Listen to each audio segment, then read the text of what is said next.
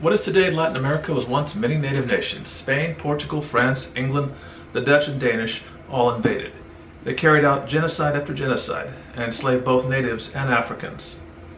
After independence, most new governments were still white dominated, with more genocides against natives in nations like Argentina, Brazil, and Chile. European powers hold onto some territories even today and kept invading to take their colonies back. The United States invaded too, overthrowing or trying to overthrow over 60 governments, the last attempt in the year 2020 in Venezuela. The U.S. also took half of Mexico's land and a tenth of its people, and then Puerto Rico and the Virgin Islands. There's a long history of many Americans fearing and hating Latinos.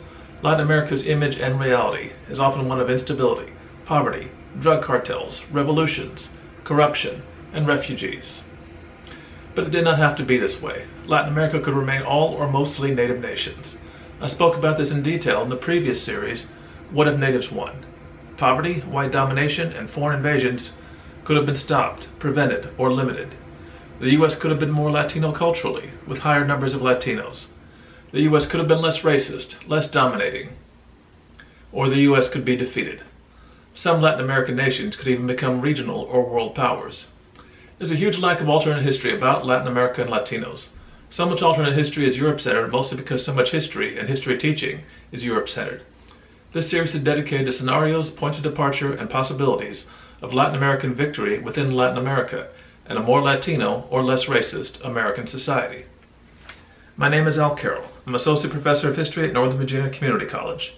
I've written mostly about wars, veterans, human rights, and genocide. My next history book will be Genocide Denial in America, about the 7 genocides against indigenous people that took place in the U.S. that most people were never taught about, don't know, or deny. I've also written some science fiction, mostly alternate history. One story, Timely Saviors, appeared in a short story collection, The Witness Paradox. I'm also, together with Rob Schmidt of Bluecorn Comics, editing and putting out a short story alternate history collection, What If Natives Won? I've also written a sci-fi alternate history book, The Man in Black, the first of a series. The one we discuss today is the most remote possibility of any of the points of departure discussed in this series.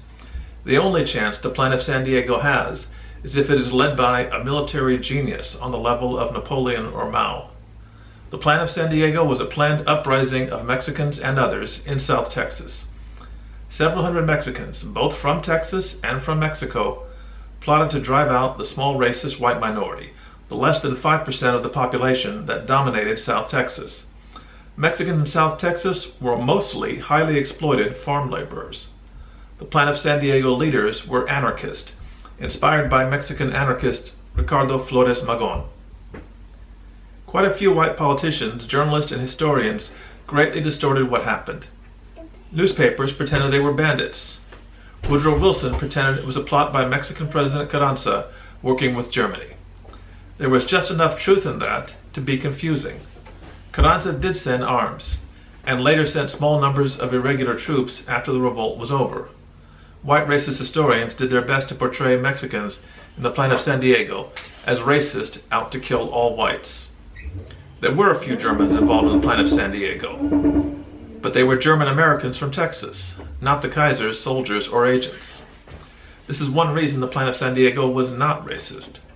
Another is that there were also a few Japanese Americans who were part of the Plan of San Diego.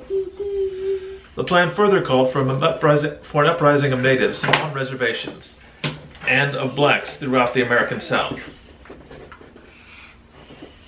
The revolt plans were discovered by a sheriff randomly stopping one of its leaders. The plan was crushed by atrocities, ethnic cleansing of the 3 counties in the farthest south tip of Texas. The Texas Rangers, joined by the U.S. Army and white vigilantes, already had a long history of such atrocities against Mexicans, including random killings of innocents. The only way these Mexican anarchists have a remote chance of success is by guerrilla war as practiced in the Mexican Revolution, not conventional warfare. Some Mexican commanders, like Pancho Villa, were defeated because they switched from successful guerrilla warfare to conventional warfare, and then Villa switched back to guerrilla warfare when U.S. troops pursued him, pretty successfully. If the uprising continues into World War I, the U.S. may be too distracted to send enough forces to crush it. It's also possible that Wilson declines to enter the war. A longer war ending in defeat radicalizes the Mexican population in Texas.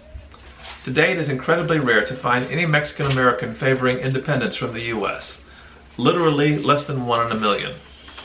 Far more white racists live in fear of this than any Mexicans who seriously want this. But for at least a generation, American repression would cause independence for Mexicans in the Southwest to become, in the short term, as popular as independence beliefs were in Puerto Rico, a clear majority. The chance of Mexican independence in the Southwest is about as likely as Hawaiian independence. No matter if it is morally right or supported by facts of history, it is hard to see it come true.